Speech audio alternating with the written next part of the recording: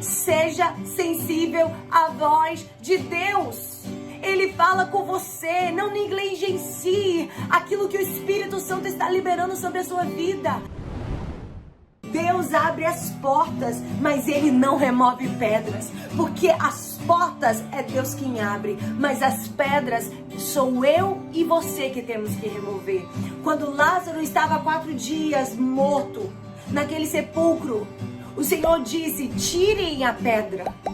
O Senhor não mandou um anjo, o Senhor não mandou uma legião de anjos, um exército de anjos para remover aquela pedra. O Deus que fez um morto ressuscitar depois de 4 dias poderia remover a pedra, poderia remover aquele obstáculo. Mas o Senhor disse, vocês tirem a pedra. Vocês tirem a pedra, vocês tirem a pedra. Sabe o que o Senhor disse para mim? Eu abro as portas, mas eu não removo pedras. Eu abro as portas, mas eu não removo pedras. Eu abro as portas, mas eu não faço aquilo que está nas tuas mãos para fazer. Eu abro as portas, mas eu não faço aquilo que eu coloquei como dever, como obrigação, como sua responsabilidade de fazer. Precisamos entender que existem coisas que é só Deus que vai mover, que é só Deus que vai agir, mas também precisamos entender que existem coisas que é só você que pode fazer por você. Não vai ser o seu líder, não vai ser o seu pastor, não vai ser sua amiga, é só você que pode fazer por você mesmo. E quando a gente fala sobre é Deus quem abre as portas, parece que a gente é jogado para uma área de conforto e que a gente pode ficar tranquilo e dizer, é Deus que vai abrir a porta. Eu vou ficar aqui deitado esperando porque é Deus que vai abrir a porta. Eu vou ficar aqui descansando em berços esplêndidos porque Deus vai abrir a porta do emprego, Deus vai tocar a vida do meu marido, Deus vai mover na vida do meu filho. E a gente precisa entender que o fato de Deus abrir a porta não remove, não retira de mim a minha responsabilidade. Não retira de mim a minha necessidade de agir. Porque esperar, orar é agir. E Deus, Ele nos convida a nos posicionarmos para que as portas de Deus se abram na nossa história. O nosso posicionamento vai determinar as portas que vão se abrir. Jennifer, eu não acredito. Isso é bíblico. O teu posicionamento, se você andar em obediência, a Bíblia diz que a obediência ela precede a bênção. Quando você anda em obediência à vontade de Deus, não tem como, a bênção vai te perseguir. A bênção vai atrás de você. Você nem quer que a porta se abra, mas ela vai se escancarar na sua frente. Você nem tá indo atrás disso, mas ela vai se abrir. Porque você está andando em obediência com a voz de Deus. Você está andando em obediência com aquilo que o Espírito Santo tem soprado ao seu coração. Você não tem negligenciado a voz de Deus. Você não tem negligenciado aquilo que o Espírito Santo está falando com você. Ei, mulher, você que entrou nessa live, você carrega a presença.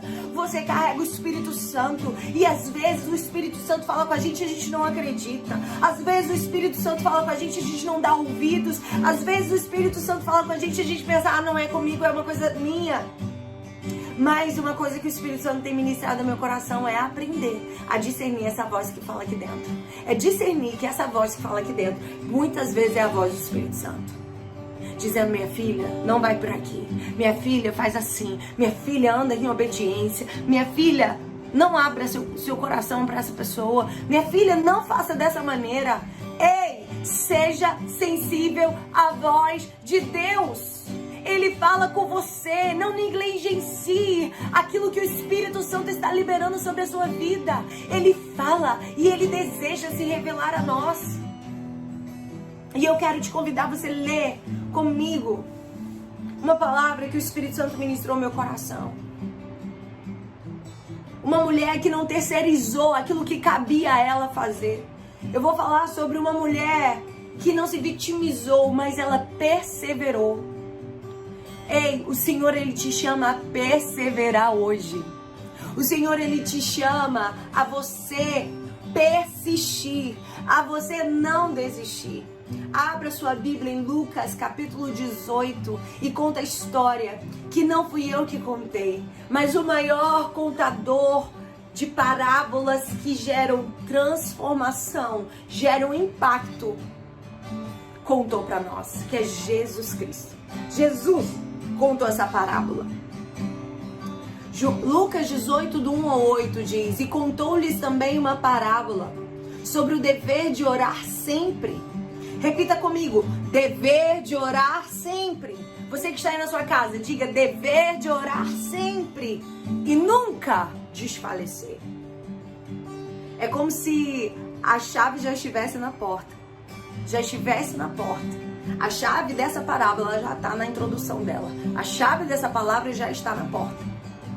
Ah, pode entrar porque a chave já está na porta. Essa parábola aqui, a chave já está na porta. Só você mergulhar. Porque na introdução, o reino dos céus é entregue aqui nessa palavra, nessa parábola. Dizendo: havia numa cidade um certo juiz que nem a Deus temia, nem respeitava o homem. Havia também naquela mesma cidade uma certa viúva que ia ter com ele, dizendo: faze-me justiça contra o meu adversário. E por algum tempo não quis atendê-la. Mas depois disse consigo: ainda que não tema a Deus nem respeite os homens, todavia, como esta viúva me molesta, hei de fazer-lhe justiça, para que enfim não volte e me importune muito. E disse o Senhor: ouvi o que diz o injusto juiz. E Deus não fará justiça aos seus escolhidos que clamam a Ele de dia e de noite, ainda que tardio para com eles? Digo-vos que depressa lhes fará justiça. Quando, porém, vier o Filho do Homem, porventura achará fé na terra? Jesus, ele contou uma história. E essa história, ela está atrelada a um conjunto de histórias. Um conjunto de histórias que no capítulo 17, no final do capítulo 17, Jesus ele também conta a história, e uma história escatológica, que fala sobre a volta de Jesus, dizendo que se houver um casal na cama, um vai subir e o outro vai ficar. Dizendo que se houver dois lá plantando, um vai subir e o outro vai ficar. E no meio desse contexto, Jesus falando do final dos tempos, Jesus falando da segunda volta de Jesus sobre a terra, Jesus falando sobre o seu tempo, né? O tempo que a igreja vai viver, da volta de Jesus, que é o arrebatamento. Jesus falando disso, ele conta a história também. É tanto que no início do versículo diz: e Jesus contou também a história dessa viúva. E o que eu aprendo nesse também dessa história? Porque no processo da espera da volta de Jesus, nós viveremos as piores lutas, um grande esfriamento espiritual. É tanto que no final desse versículo, ainda trazendo a conexão com a história anterior, ele fala: quando porém vier o Filho do Homem, porventura achará fé na terra? Porque na volta de Jesus, até o arrebatamento da igreja, o amor de muitos vão se esfriar, a fé de muitos vão se esfriar, muitos vão se enfraquecer na jornada. Mas aqui está a chave para você manter o seu coração aquecido. Aqui está a chave que Jesus entrega aos seus discípulos, porque essa palavra não foi destinada aos fariseus, essa palavra não foi destinada aos publicanos, essa palavra não foi destinada aos seus seguidores. Essa palavra foi destinada aos seus discípulos. Essa palavra foi destinada àqueles que amam a Jesus, que conhecem a Jesus. É uma chave que vai manter o seu coração aquecido. É uma chave que vai manter o seu coração avivado. É uma chave que vai manter o seu coração com fé, mesmo diante de dias difíceis, mesmo diante de dias onde muitos vão se desfalecer na sua caminhada, vão desistir da sua fé. Deus está olhando e dizendo: ei, pega essa chave, porque muitos vão desistir, mas você não. Você que entrou nessa live, você não vai desistir. Você que entrou nessa live, você não vai desfalecer. Essa prova não vai te matar, mas vai te fortalecer. E a chave já está pendurada na porta.